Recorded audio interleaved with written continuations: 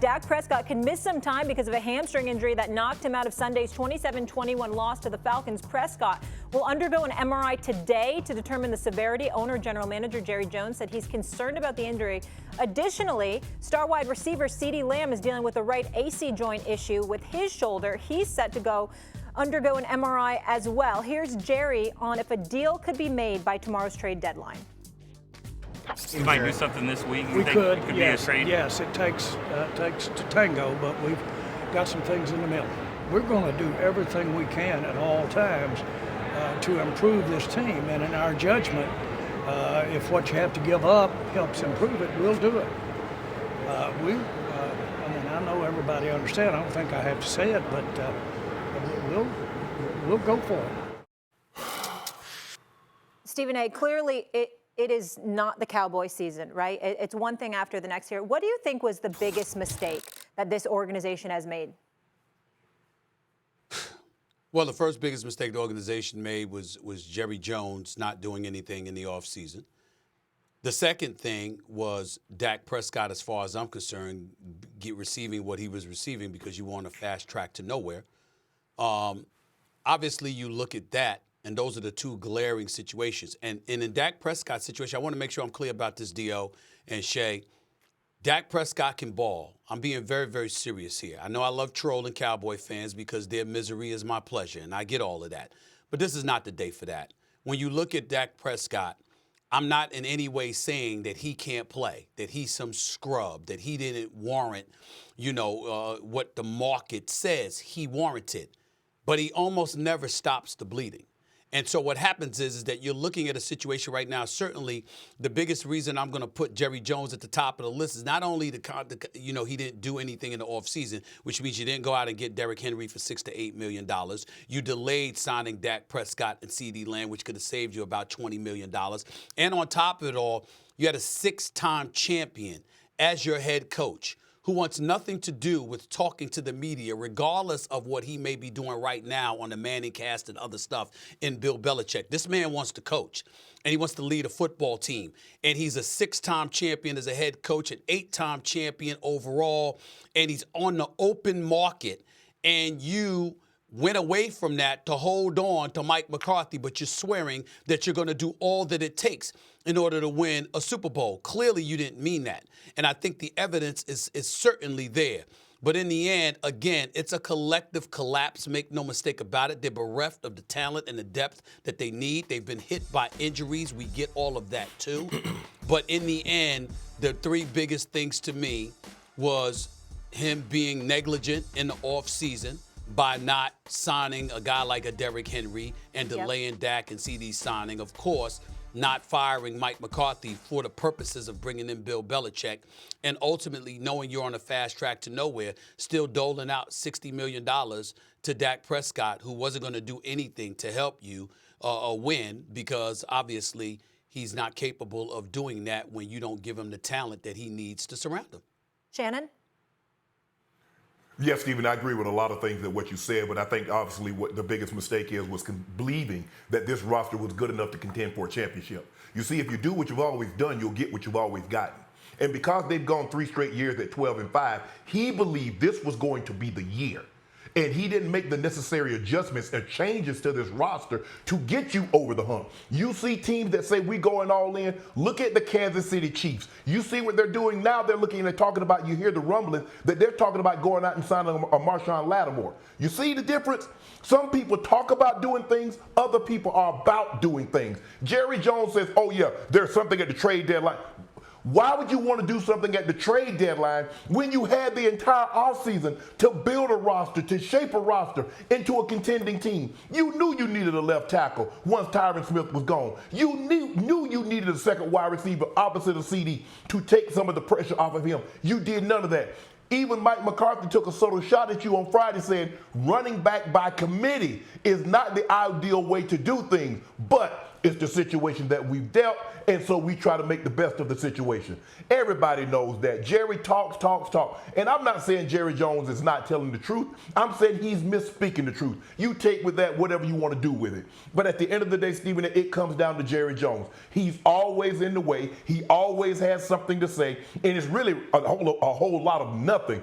But the biggest mistake that was made was believing that this roster was good enough to contend for a title because they went 12-5 the previous 3 years. But you know this, D.O., Stephen A., you know this. Last year don't have anything to do with this year. It's like playing a hand of poker. The last hand had nothing to do with this hand. This is an entirely different hand. This is an entirely different season, and you're going to get the results in what they're getting. They're not a well-constructed team. They're not a well-coached team. They're not a well-disciplined team. And when you add those three things together, you get the kind of record that they have this year. Dan?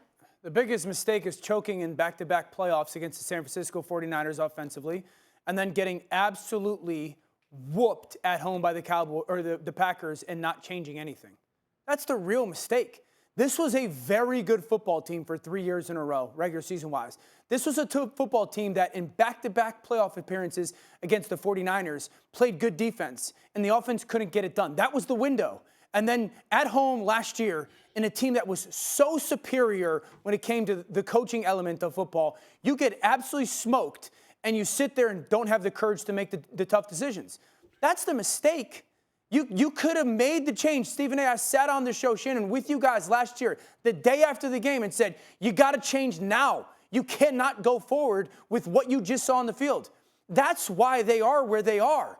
This is a football team that is sloppy, it's undisciplined, it's outcoached on a weekly basis, and has subpar talent. There isn't one single thing that's wrong about this football team, and there's not one single thing that's going to save this football team. I can't, for the life of me, out of the abundance of respect and admiration I have for Jerry Jones, fathom that he thinks there's a move that can drastically change this football team. Guys, next year, 2025, let me get this last thing in, Stephen A. Sure. They are 46% of their cap next year is to Dak and CD. 46%. That means 54% of their salary cap is available to 51 other players. It's going to get worse before it gets better. Hey, guys. Jerry Jones lied. But here's what I want you to understand. I misspoke the truth, Stephen A. Yeah, exactly. I want you to understand this coming from me as somebody who knows him a little bit. The biggest person he lies to is himself. He actually believes some of the stuff he's saying. He actually believes he's making sense when he goes on a radio show and talks about how Derrick Henry might not have been good for this situation. He actually believes this kind of nonsense, okay? Because, again, he's somebody, and he forces us to rewind the clock and go back to his history. Well, you know what? Jimmy Johnson wins a couple of Super Bowls for you and you let him go. And then you bring in Barry Switzer and you win a Super Bowl again with him, even though it wasn't year one. When Jimmy Johnson was gone, San Francisco beat you because they got prime. And obviously they got prime time and they win the Super Bowl, and then Dallas comes back and you end up winning 3 Super Bowls in those 4 years. And then you wait forever to put Jimmy Johnson in the Cowboys' Ring of Honor when you knew that he richly deserved that because you had convinced yourself it was the right thing to do. Why? Because you were still stuck on how you two communicated with one another and the level of respect he didn't accord you when the Dallas Cowboys dynasty was being built. You lean on those kind of things because you see behavior that replicates the kind of stuff that has been chronicled about Jerry Jones over the years. And so now we fast forward to the year 2024, the season. And what are we looking at here? We're looking at a Derrick Henry available to you in the offseason. Well, you don't even give him a call. He's working out in Dallas, lives there in the offseason. You don't even give him a call. You know you're going to sign Dak Prescott, but what do you sit down and tell me to my face? And you tell an audience, okay, when you were on the Stephen A. Smith show. You said, quote, you know what? At the end of the day, we get it done when it's time. Season hasn't started yet. You're not thinking about this stuff. So you're playing games. And in your mind, you're the boss. You know what you're doing. And this is what it is. And what is he leaning on, fellas? Back to back 12-5 seasons. And then you ignore the biggest culprit in all of this, which is Mike McCarthy. Why do I say that? Guys, he lied. He took the job. He told them what they wanted to hear and literally laughed at the reporters. I'm trying to get the job, guys. I'm trying to get the job. No harm, no foul.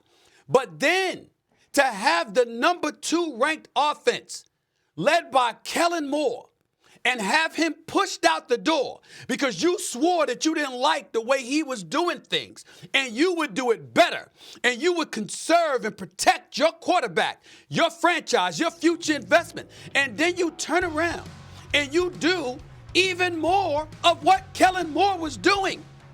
These are the kind of things that we ultimately have to point to. Mike McCarthy slamming the board down last night when they called that 4th and 1, that sweep for CeeDee Lamb. Who's calling the plays, y'all? Who's the guy in charge? Who's the guy that was not archaic any longer? Who's the guy that spent the offseason, his year off from football, once he got let go by Green Bay? Talking about he was going down to different camps and all of this other stuff, spending time with folks, shredding that archaic reputation that he had and all of this other stuff. It was all smoke and mirrors. And so now you come up and says arrived. And it ultimately falls on Jerry Jones. But I'm looking at Coach Mike McCarthy too, because I'm not saying that he can't coach. I'm saying he doesn't deserve this job. And he's proven it by the way they're looking right now.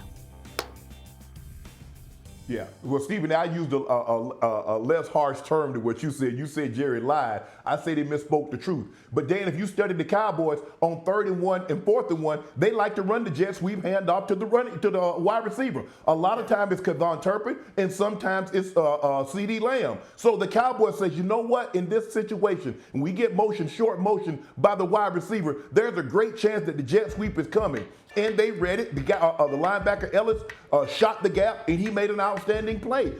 This is the play that you normally run in 3rd and 4th of this down and distance. So nobody is surprised that it got stopped. Only Mike McCarthy is surprised that it got stopped. And so when you do a situation like this, when you look at the Cowboys, they tried to scapegoat Zeke. They benched Zeke and talk about he's been late for practice and he was missed meetings and he was tardy. And you see, my famous quote, you never accept anything in a win you wouldn't in a loss. Stephen A. Dan, let me ask you a question. In those last 2 of the 3 seasons, they went 12-5. Do you or do you not believe Zeke Elliott missed a meeting? Do you believe he was targeted in any of those meetings? You see what happened? When they were winning, they accepted this kind of behavior. Now all of a sudden they're losing. This is the reason that why we're losing. You see, there is no standard. There is no leadership. They are devoid of leadership in that locker room. This is why this kind of behavior happened, and this is how it seeps onto the field. And you saw when Trayvon Diggs got upset at that guy because he was jogging. More times than not, that was the only one that got pointed out. Go back and look at the film. Yeah. This team is closer to a top 5 pick in next year's NFL draft than they are the playoffs this season. If you wanted They're not going to playoffs. A microcosm of what they are, on a 3rd down, early in the first quarter on defense, they had 10 people on the field. And then later on that game, on 4th down, when they're going to go for it on offense, they have 12 people in the huddle. Shannon, you hit it on the head. Where's the adult in the building?